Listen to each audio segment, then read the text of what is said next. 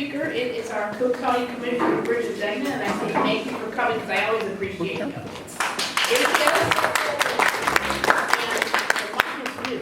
Oh, look at that.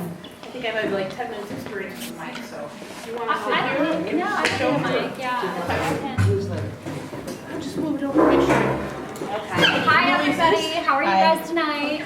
Good. Good. So my name is Bridget Degnen. I know I've met lots of you before. I am your Cook County Commissioner. So I grew up on the north side of Chicago in Edgebrook. I went to Queen of All Saints, and I have lived, mostly on the north side of Chicago. Right now I live in North Center near Western and Addison. I have one son. He went to Bell School, a CPS school, and now he's in high school. And I'm really, really proud to have this position. I'm really honored to have it. My undergraduate degree was in environmental engineering, and so I'm definitely a solutions-oriented type of person. When there's a problem, I think, let's not just think about how we solve the problem, but why is it a problem to begin with? I was a United States Peace Corps volunteer, so I served in Mali, West Africa for 2 years and 3 months. I came back, and then I was an engineer across the country, mostly doing dirty digging halls, cleaning up leaking underground storage tanks, stuff like that for about 4 years before I became a lawyer. I worked in Lisa Madigan's office as an assistant attorney general, and I filed civil complaints against polluters, basically anywhere basically north of I-80 all the way up to Wisconsin and over to Iowa. I worked for the state of Illinois for a while in a private law firm before I ran for this office. So I'm just ending up my first term. I ran for re-election, and yesterday I won, so I will be your Cook County Commissioner for another 4 years. I'll be re-sworn in the beginning of December. So one of my favorite things about this job is helping people. So I love to hear from constituents about problems. I like to even hear about complaints. So if you have complaints about the way your government is operating, I'm always happy to hear about that because without complaints, it's harder for me to find solutions. And, I only have one brain and I can only be so many places. So I really rely on you guys and your networks and your friend groups in order to tell me when you have problems or when you would like to see things change or evolve. So I'm going to go through a few things. A lot of people know who their alderman is and what city services are. But I get a lot of questions about what is a Cook County Commissioner and what do you do? So I'm elected by you to represent you and be your voice in the county board. The county board president is Tony Preckwinkle, and there's 17 commissioners. We're elected by district. So my district in the new map looks like this. It is a beautiful district, but it is also very jagged, lots of jagged edges. So you guys are over here. So that's my district. So on the board, I vote annually on our budget. I vote on appropriations over $150,000, and I can propose and vote on legislation. So I look at every single budget. I scrub every single page of that budget. Every month when we have our county board meetings, I go through every single agenda. They're about 100 pages.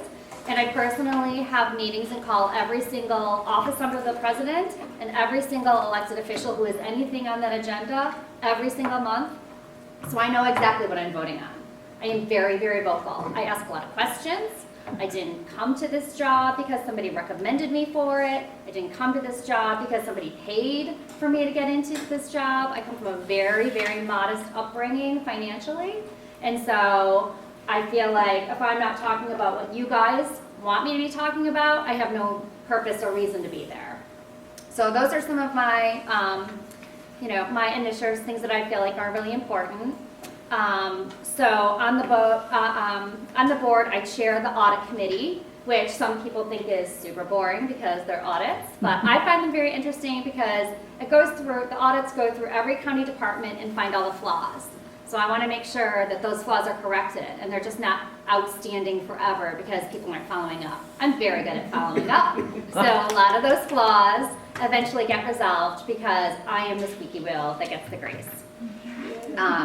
So another one of the committees I'm on is the Environment and Sustainability Committee. So I'm the vice chair of that, no surprise. I'm very focused on environmental issues. I have a lot of credibility based on my knowledge and experience, so people listen to me. And so we do a lot of great work related to the environment. So, I can't stress enough that I'm here to be a resource to you. So if there's anything you need at any level of government, I have, at this point, 13 different wards that I cover, and so I work with every single one of those aldermen, every state rep, every state senator, and the congressman that covers that area. Kat is sitting over there. She's the redhead in the mask, so she's my outreach coordinator. And I have Amelia, who's another outreach coordinator. And so if you ever need anything, you can call, and we will answer your calls very promptly. So my office works with the Cook County Assessor and the Board of Review, and we can assist you in appealing your property taxes. We can help you file for missing exemptions, or we can correct your property description errors. It's really important because we can do the comps for you. We can look at your assessments. Kat does this. We've helped over 700 families at this point over 4 years, so we know that system very well. So we can help you out with the filing of the paperwork. So that's really important because we really don't want anybody paying $1 more than they need to. So if you know people that are having property tax issues, I really encourage you to let them know that we are a resource and they can always call me. I can also serve as liaison to any one of the other officers, the Chief Judge's office, the Clerk's office, the State's Attorney's office, the Sheriff's office. Any of those offices that you'd like me to connect with, we can always get in contact with them and liaise if you guys have any issues with them. Like I mentioned, not only do we appreciate the opportunity to help you, but sometimes issues can bring to my attention larger issues at the county that we can help resolve with legislation if need be. So one of the things, as you guys all know, that I've heard more than anything used to be property taxes, and now it is public safety. So a lot of people have come to me with concerns about their individual personal concerns about public safety, about their children, and just about the community. So we have very, very paid a lot of attention to public safety. I'm in direct contact with commanders in the district. In CAPS, my offices work to organize town halls with community groups like this one. We've had representatives from the State's Attorney's office come out, the Chief Judge's office come out, and the Sheriff's office come out to answer questions about what's going on the ground level, how they're resolving issues, and kind of what a short, mid, and long-term plan is to help resolve some of the public safety issues. One thing I really strongly advocated for was a new satellite office in the district. So on the north side, the Sheriff's office has come in and established a satellite office. There's anywhere from 125 to more police officers that are in district now, primarily in River North and heading north from there to help stem some of the crime that's been going on there and the carjackings. I know that there's a lot of questions probably about that, so I'm happy to answer any of them after I have a few more comments to make. So one of the things that I had introduced this year, over the last couple of years as we've seen an increase in crime, what we've heard pop up are crisis intervention teams. So these teams go out, and when there's a 911 call that comes in with somebody who has mental health issues that clearly is not committing a crime, we have no other opportunity or access to send anybody out except the police. The police already have enough work. They're trying to solve crimes, they're trying to be out there, and they can't be everything to everyone. So at least in the county, I passed some legislation to create a task force so that we could start a team, a pilot program for a team who will go out and address mental health issues to free up the sheriff, primarily in suburban Cook, but and to work with CPD in order to free them up, in order to have them solve crimes while we're getting people with mental health the help they need, thereby saving taxpayer money because those people are not being cycled through the criminal justice system. They're getting the mental health support that they need. Another thing I want to mention is you probably all know ARPA. ARPA was the American Rescue Plan Act. The city got $1 billion of federal funding to help support the city and city services in response to COVID. The county got $1 billion as well. So I have been working really hard to try to bring as much of that money into my community, into my district as I possibly can. So over the course of 3 years, we're spending about $330 million annually. So I wanted to give you a few statistics and data. $35 million, over $35 million, $889,166 is going towards public safety initiatives. So this funding directly goes towards policing, money for investigators for the Cook County State's Attorney's Office to prosecute violent gun crimes, and it includes a lot of different violence prevention initiatives through education, employment, behavioral health, and wellness support for primarily supported communities, underserved communities. So that's a big, chunk of property taxes, public safety. The last part I wanted to touch on a little bit is some of the environmentally focused initiatives I've been working on. My first thing in office, the first piece of legislation that I authored and passed was the Cook County Environmental Commission. So when you look at the experts in the environment, there's all these groups and they kind of work independently. So I was thinking, why don't we have a group of experts come in and look at what policies have been created? And then where do they get jammed up between the creation of a policy and the actual implementation? People have great ideas, but in government, sometimes it gets in your way, and it's not as easy to implement these solutions. So we didn't want to come up with new policy initiatives. We wanted to take things that had already been developed and then really just focused on implementation. So the first thing we did was work on increasing composting across Cook County. The second thing we talked about was expanding Cook County's tree canopy. And the third thing that we talked about was amending particularly Chicago's weed ordinance, which really depressed all of us planting native grasses and native plantings, which obviously suck up more carbon, they release more oxygen, and they're way better for flooding. They control a lot more water. So we've taken some significant steps towards all three of those initiatives. We've done a lot of great work, and we'll continue to do that. The city has lifted its de facto ban on native gardens, so that's great. At this point, you used to be able to be ticketed for that, and now they're not ticketing for that anymore. And we're exploring legislation and tax incentives that will help encourage green businesses across Cook County, increase the amount of tax money that we're bringing in for new businesses while supporting composting, which, as I understand it, we only have 12 years until our local landfills are completely filled.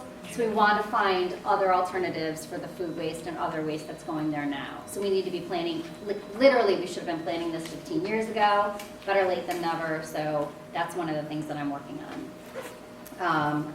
So ARPA funding for environmental efforts, we're investing $55 million towards green infrastructure projects like electric vehicle charging stations, and $45 million specifically in environmental sustainability initiatives like renewable energy subsidies.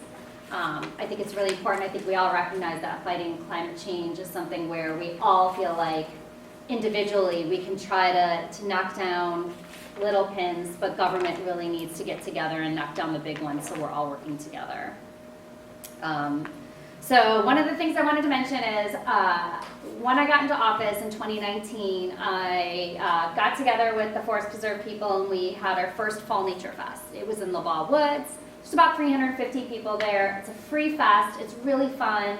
And it was a nice start to engaging the community and getting more people into LaBaugh Woods with some eco-friendly businesses and events.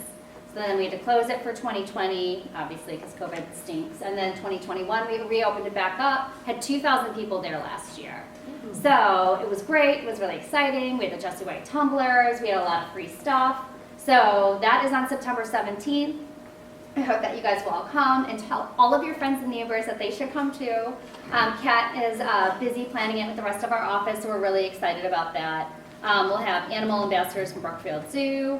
There'll just be a lot of great stuff. So we will circulate a flyer on that later. What time and place is that? It's September 17th, and what else? It's at LaBaugh Woods from noon to 3. The Jesse White tumblers. The Jesse White tumblers will be there. What's it called again? What's it called? It's called Fall Nature Fest. Okay, gotcha. Kind of got a good ring to it, I feel like. It does, yes. So, I mean, that's kind of like the highlights. I mean, the reality of it is that, you know, we have a county board meeting. It takes up about a week of every month. I have a 99.99% meeting attendance rate. So I have only missed one meeting, and that, unfortunately, it was very sad because I said, don't make the meeting between noon and 3 because I'm going to be on a plane, and it was an emergency meeting, and then they made it during noon and 3 because they got that message messed up. But I take my job very seriously. I love it. I love representing you all, and I feel very honored to be here before you and to be representing you at the county. One thing I'll mention is that the Cook County Taxes and Parks support Brookfield Zoo and the Botanic Gardens. Neither of those are in my district, but we do get free admission tickets annually to hand out. So Kat has some here tonight, so if you're interested in some free tickets to the Brookfield Zoo or the Botanic Gardens, you can't have both, you can have one or the other. Kat back there has the tickets, and she's happy to hand them out after, or whenever. So if you guys have questions, I'm happy to answer them. I'm here for you. Yes? The landfill will be filled in 12 years. Is that the whole United States, the state of Illinois, or your district? Not my district, because I don't actually think there's any landfills in my district. Those are landfills that are within Cook County or the surrounding collar counties that are within driving range, basically from where Chicago, we take our garbage. And that was an estimate that I heard recently. I'm not 100% certain that it is actually 12 years. I think it has to do with the amount of garbage we divert right now, between now and those 12 years. So if we're pulling out the food waste, we're pulling out the yard waste, and we're consuming less, we're creating less garbage, we'll have more time on that. Yes. Does the forest preserve also fall under your preview? It does. What about honeybees? I've heard that are there honeybee hives in the forest preserves, or have you been avoiding something like that?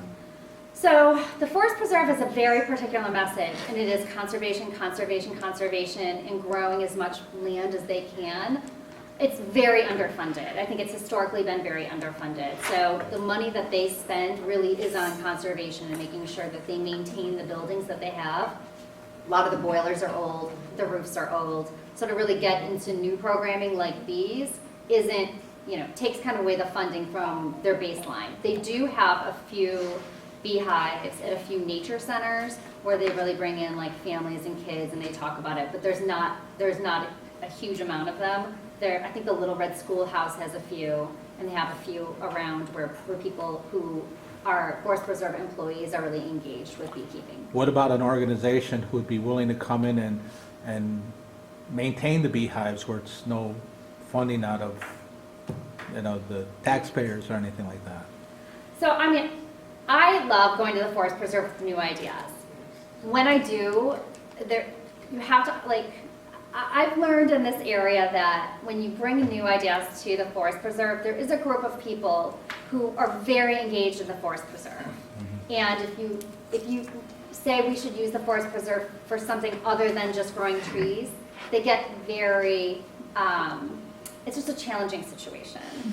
So, we can go and say, hey, we'd like to use flowers it too for particular purposes because we find it to be a compelling reason that really aligns with the mission of the forest preserve. Yeah. So we can ask. It depends on where it is, how much land there is, what kind of environmental impact, if any, there would be, which bees, there isn't that much. But yeah, one of the things that I campaigned on, and one of the things I find to be part of my job, is to find revenue generation initiatives for the county. We haven't raised our tax base in 24 years. So every year we get the same amount of money, and the city has raised its tax levy, and it raises it and raises it. The county has gotten the same amount of money for 24 years. Mm-hmm. I do not, and I said last time when I campaigned, I will not raise property taxes. I will not raise that levy. So even if there was a really good compelling reason, I campaigned on that last time. And I really feel like it's our job to find ways to support internally in ways that aren't going to damage anything with the forest preserves or the county. Okay. Yes. I want to say that every contact I've had with the county has been positive. It's just amazing. That's so good to hear, because when you started saying that, I was like, oh no. want to mention the county hospital. A friend of mine was having heart problems, and he went to the regular hospital. They charged him $4,000 and sent him home, and he still was sick. He went to county hospital. They put him right to the operation, quadruple or triple bypass or something like that. Came out feeling great, and he had no insurance. They didn't charge him a cent. It was just amazing. I'm so glad. How is he doing now? I haven't seen him for 5 years. Yeah. But he lasted Hopefully. 5 years since I've seen him. Yeah, I mean, honestly, so the part of the county, it has a very large public health system and a hospital system. So they've got Stroger and Provident, which are large hospitals, and a network of 16 clinics. And so, you know, that hospital system takes in more trauma patients than almost any other hospital, I think, in the country. They have the best specialty groups because they, you know, there's such a wide population that comes into county hospital. So they've got great cardiac work. I mean, gunshot wounds. If you're going to be a surgeon, you don't want to go anywhere else than Stroger. But they just, you know, and the reality of it is that they do serve all patients regardless of your ability to pay. And so the county believes that healthcare is a human right, and that if you really need healthcare, that you should have, as a first world country, that we should have a place to go to receive good healthcare. And they have excellent healthcare, so I'm so glad you mentioned that.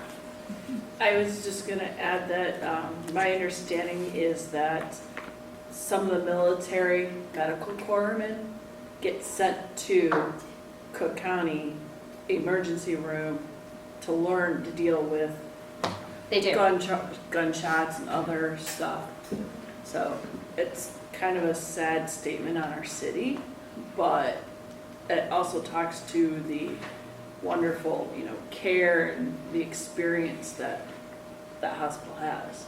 Yeah, a lot of surgeons want to go and do their residency at that hospital, and then they pull in really good physicians because they're getting such great trauma experience there and a number of different experiences, but then lots of them stay. And they stay in part because I think they do get a pension and benefits, which they're not going to get at some of the other hospitals, but they also stay because there's a comfort level in that community. And a lot of people stay because they like the mission of service. Yeah, Now, how do you differentiate? Because when we speak of Cook County, is it Cook County excluding Chicago usually? I sometimes get confused when we talk about Chicago, then we say Cook County, but Chicago isn't Cook County, but is it usually excluded from the Cook County expenditures or programs? that is a very in-depth and detailed answer to that question. So did everybody hear Ava's question?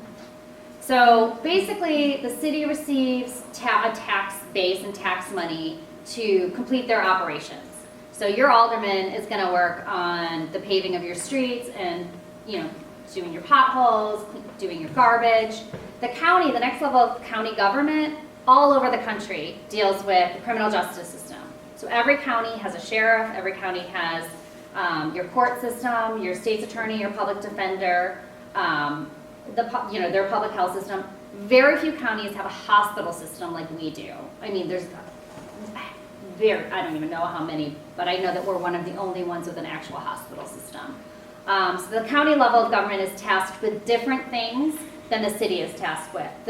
There's not a lot of overlap there because we want to be efficient about the way that tax money is used. But because, like I showed you on the map, and my new map has 13 different wards, I connect with these aldermen all the time about how county and city can work together. And I think a lot of people here realize that if you don't know, you're going to go to your alderman because they're right there. So your alderman's going to call me and say, hey, listen, you know, this person's got a property tax issue, or there's a service issue with a lawsuit because the sheriff has to serve it, or the criminal justice system. So we work kind of hand in glove, but the tax money is different. Does that answer your question? A bit, yeah. Just oftentimes I'm wondering, you know, Cook County excluding Chicago, and then Chicago. Right. So the city of Chicago also has a public health department. Like Allison Arwadi, we all know her. She's in charge of that. Cook County has its own public health system, and the state of Illinois has a public health system. So those three tiers in a silo are supposed to be communicating regularly.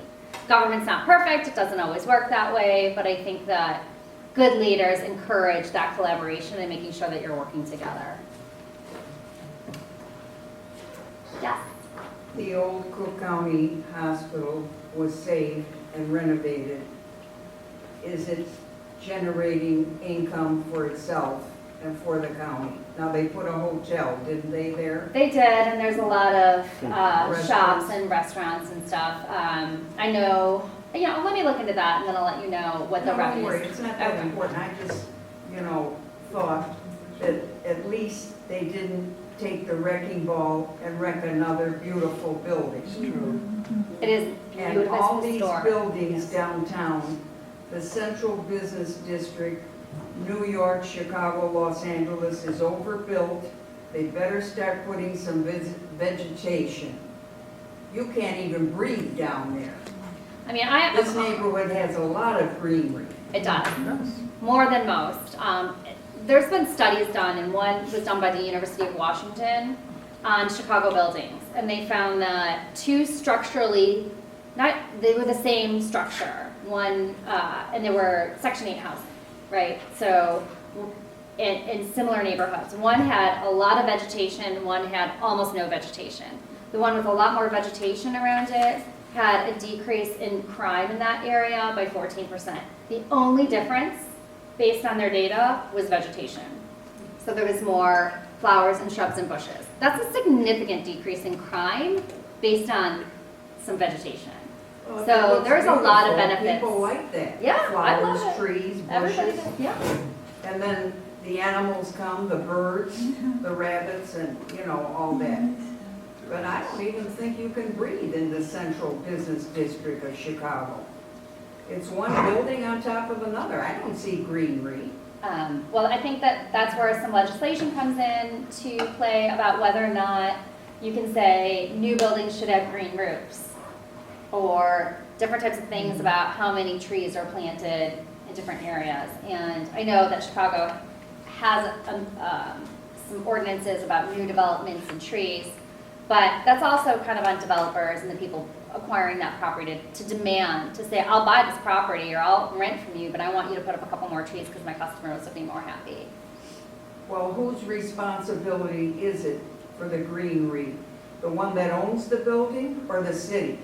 So if you have say you have a parking lot in a new strip mall in Chicago, the city requires you, based on a certain square footage, to put up a certain number of trees based on how many parking spaces or the square footage of your parking lot. And if you don't do that, I don't know if they don't give out certain permits. I would check with your alderman on that. That's a city question, but I do think that there's a lot more the city and the county can be doing to create more green infrastructure, green spaces, things like that. Well, my friends moved from Ottawa, Illinois years ago. When they were in Ottawa growing up, they had no breathing problems. When they came to the downtown area, Streeterville, Lakeshore Drive, they developed problems breathing because the buildings were sealed. They don't open the windows. I'm sorry to hear that about your friends. I will say too, I find it's a really personal thing for me. My mom didn't smoke, but she developed lung cancer. And when she went to the physician, her cardio, to figure out why she got it, he said some people, if you live in a super urban area like we do, develop some issues with your lungs because we've been breathing in more particulate than people in a more rural setting. So the thing that sucks in that particulate, the thing that sucks in the carbon is the green spaces. And it's better for all of us if we have more greenery around us. I mean, it makes us calmer. That's why we should all go to Fall Nature Fest in the fall. Yeah, September 17th, 3 to 3. What about plants in your residence? Does that make any difference if you have a lot of plants in your residence? I think every single plant makes a difference. Oh. Any more questions? Yeah, I have one. Yes. No, go ahead and take that one that you're. Oh, go ahead. Okay. I've enjoyed hearing you talk about the different things that you offer and talk about property tax and environment and everything. What I'd like to know is, what is the service that you can provide that nobody asks about ever and you wish people would ask because you can provide it? Okay, the question I have is related to your composting. You said that we have about 10, 12 years until the landfill is filled. What are the plans for the composting? I would assume it's something like biodegradable approach, but is there a plan in place, or is there something that's being worked on, or? So this is also a very nuanced but multi-step problem. So in Illinois, if you are a business that's taking in compost, you need a permit from the Illinois EPA. So we called the Illinois EPA and said, well, how many permits are there? Thinking there'd be lots of them. There's 4. Really only 1 is active right now out of those 4. So the problem is, if you're gonna create a business, you're gonna create a business because you want to be paid, right? And so at the front end, you want to be paid for the compost. So how do we get businesses to start in Cook County composting businesses, right? We can coordinate with the Illinois EPA and the Bureau of Land and get you a permit and help you out with that process, right? Connect you to the right people. At the back end, after people bring in their food waste and you've made it into compost, despite the fact that lots of people don't want that in their backyard, there's a very much NIMBY thing about that. What do you do with all that compost after you've made it? Gardens. Well, how do you get it into people's gardens? You sell it?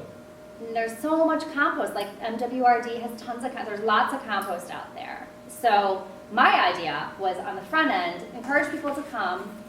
So what are tax incentives for? We want tax incentives in Cook County to draw more employees. More employees mean more money for the tax base, less money that we have to pay in property taxes.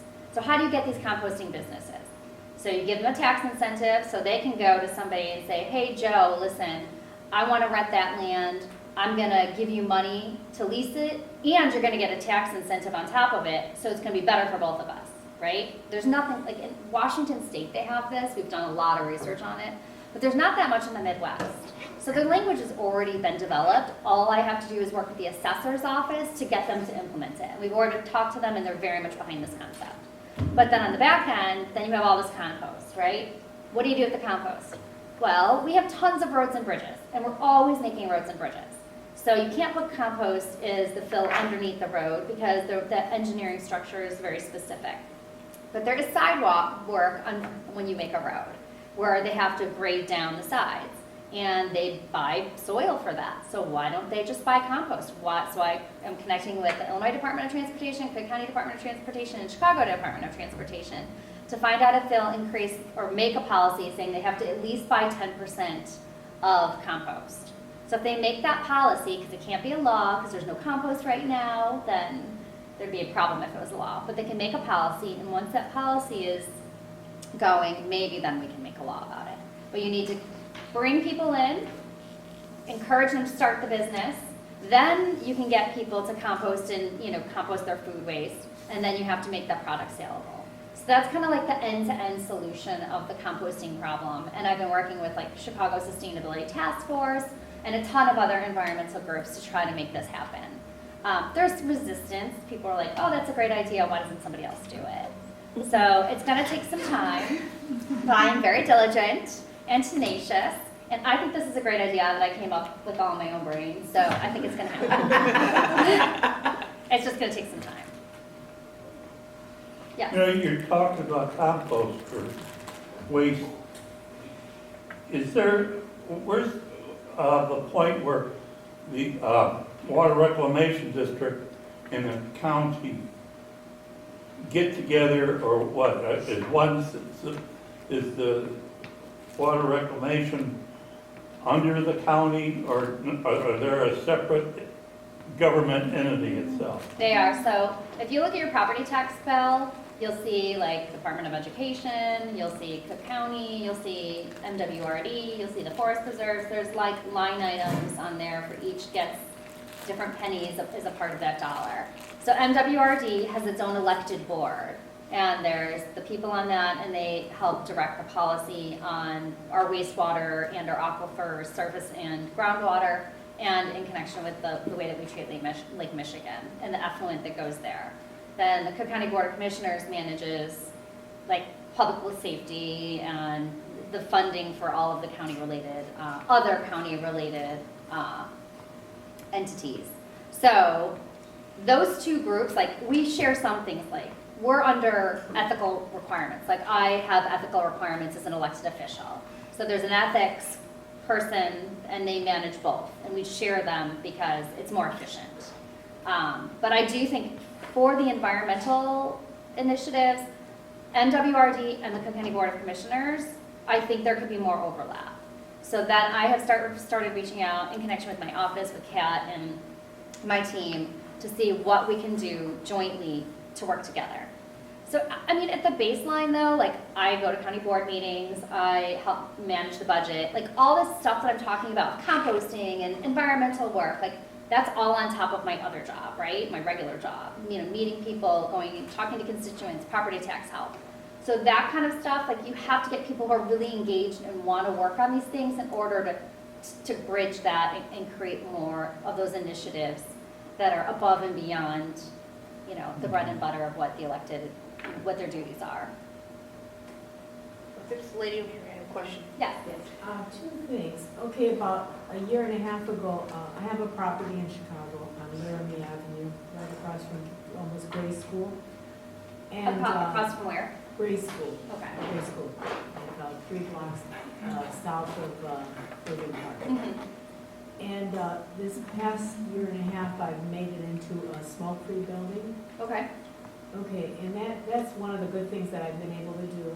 And Congratulations. thank you. You're welcome. And the second thing that I'm trying to get some kind of, I don't know, either tax incentive maybe, because you mentioned tax incentives, for people that have properties that are more than, I think it's 2 to 4, that they give you like some recycling bins. I think that's what it is, but I'm not 100% sure. Like, the building has 11 apartments. I live in one of them. What could be done to, I mean, I don't even know what the cost would be, because I know if you have more than 4 apartments, then you have to pay for it yourself. You know, like, what is it, a waste company or something. What could be done to give an incentive to people that have, you know, more than 4 or 6 apartments, where they could also do it? Because I'm trying to encourage my tenants to do that, to, you know, recycle, but I don't actually have any bins, or I don't even know that much about it. Well, that's a good question. I mean, so I think that there's lots of different answers to that question. So recycling isn't just like putting out a bin and throwing a bunch of stuff in it. In the city of Chicago, there was a report that came out within the last year that basically said that the city only recycles, I think, like 6 to 9% of the garbage that's put into the blue bins. And it's really because those sorting facilities really want certain things, right? They'll take your cardboard because they can resell that, right? They'll take your metal because they can resell that. Glass is definitely recyclable. It's a little bit more difficult. You have to put it into like clear green or brown. And they're not making as much money on that. And so also in Chicago, we have single stream recycling. So instead of putting your bottles into one bin, your metal into another bin, your cardboard into another bin, which is how it happens more successfully across the globe, we just throw it all into one bin, and then people put things in there that are not recyclable, and then it all goes into the truck, and then there's, you know, then they're not going to sort it because the sorting facilities are there to make money. So really what, you know, you have to think about is recycling your garbage, and then also, you know, composting your food waste. So there's a number of companies like Waste Not Compost or Block Bins that you guys may have seen around. You have to pay for that service. It's not that, I mean, I don't want to say it's not that expensive. It's a service and they charge you. And Block Bins, you have a bigger bin, and all of your neighbors can put their food waste in there. There's a gasket seal at the top. It is not, like you're not going to have rodents or anything, and they come and pick it up once or twice a week. Waste Not Compost is like a 5-gallon bucket, like those buckets, and they go on your front porch. You put it out once a week, and they'll come pick it up, and I think it's like $15 a week. I'm not sure. But there's those different, and if you really wanted to incentivize people, you could say, as a property owner, I'll give you a certain amount of money off of your rent. You know, if it's, I'll split the cost or give you $100 a year or whatever to incentivize them to do that. I personally have a very strong belief that it's the city's obligation to take that on. It's the city's obligation to find a solution to that problem, and that we should be recycling the way that Europe recycles. They go and you go to a local place that's a couple blocks from your house, and you just throw in your glass in one container into those big, those big haul-off garbage, dumpsters, and you throw your clean cardboard into another one, and people who want to recycle have a free opportunity, and it's always very close to your house. So I think that's the city's obligation. I feel very strongly, and I talked to the mayor about that. I met with her recently about something else, and I was like, people want to see this. People are super tired of not having recyclables. The whole world's doing it, and we're not. So, I got a crazy question. yeah. A smoke-free building? I've never heard of a building, a residential multi-unit building being made into a smoke-free building. What is that? Yeah. Oh, yeah. What is that? And You can't smoke in your unit. but the can't thing smoke. is, I thought you couldn't discriminate against somebody that smoked. No, you can do it. You can do You're the it. owner, you make the Yep. rules. Oh, okay, I thought you meant it was a special government program. Never mind, okay. No, and I had one guy that, oh my goodness, he smoked like a chimney, and he was in the basement. He smoked so much that it was going to the second floor, and that guy was affected. He was Oh. nice, I got to talk to him, he had like a little ethnicity that was similar to mine.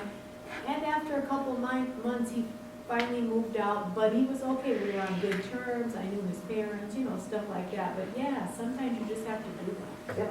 For the health of your building, plus, people that had COVID recently and all those issues, that's kind of what got me thinking. Even people with asthma and Yeah. health issues. Well, what do you Wants put to in ask your something lease? when we're done. You can put it in your lease, right? It's in your lease. Okay, so they Yeah. know from It's the in my beginning lease. when they Yeah. sign the lease. Okay. Ava? Yes, I have a question. I know you help people with property tax issues. Now, It's like our bread and butter. but I also have someone that I'm trying to help with the water department. And the water department seems to be an entity of its own. But the sewer exemption, for instance, the person did not apply for the sewer exemption when that person became 65, and probably didn't apply for maybe till the person's 70. The water department will not go back any more than, not at all. They'll just do it when you make that application. And I'm wondering, why are they so tough when the property tax people will allow 3 years going back to correct an error? So if you didn't get the exemption in 3 years ago and you tell them about that, they will actually go back 3 years, as you very well know. Yep. And they will, reimburse They'll that refer, person. yeah, they'll But the refer. water department will not go back, and I'm wondering, why are there such different rules allowed? I'll give you one guess as to why that might be. I think the city, they have a revenue problem, and I'm just guessing here, I'm pretty sure that they're not gonna refund that money because they have a revenue problem. And they're working to try to find as much revenue as possible. That's my stab in the dark on that. I can confirm it if you'd like, but I would hazard a guess to say that's probably 99% of the answer. But they have. But I'm sorry to hear that. That really stinks. And honestly, we can we can work with our aldermen to coordinate on that and kind of get that message out to certain community groups that we talk to, so people know about it. They're They know about engaged. it, yes. Yeah. So maybe the outreach on the front end is more about what we can do rather than if we call them and ask them why, they're just going to say, well, that's what the rules are. But What are you thinking about doing about the lead lines too? Are you involved with that at all? About helping people to get their lead lines replaced? I think any home that's built before 1986, is it already? yeah, so And it has problems with lead lines, and it's a big expenditure for people to clean, to get different lines. yeah, so the $1 billion that the city's getting for ARPA and the $1 billion that the county's getting for ARPA, that money, part of that money is dedicated to lead line replacement, both for the city and for the county. So the county looks at buildings that were built further back, because the lead lines that were built or installed more recently are less likely to be corroding. The ones that are older are more likely to be degraded and releasing more lead. So they look at the age of the buildings. The county and the city both have programs to start replacing the lead lines. It's very expensive, and part of it is the planning to make sure if they're digging up the lead lines, that what they're doing is replacing the lead lines and any of the other fiber optic cables or any of the other stuff that's down there, so they're not digging it up 2 or 3 times because they were poor planners. And I wanted your office to get some credit for what you've done for us in the neighborhood. You didn't even mention that. Brian Natick mentioned it in his paper sometimes, but you helped with that eviction Yeah. process with the sheriff's department. And you also helped with, what was the other one? Oh, with the court advocacy program. Yep. You intervened, and we've got good vibes from that, so we thank you very, very much. Thanks, Ava, for highlighting that. Yes. Well, I think that's all the questions, and if, you know, you guys can always call us, and you know, you can call me, you can call Kat, you can call our office. I mean, I give out my personal number pretty frequently. I mean, I'm here for you. So I hope this is not the last time I'll be invited to speak. I went on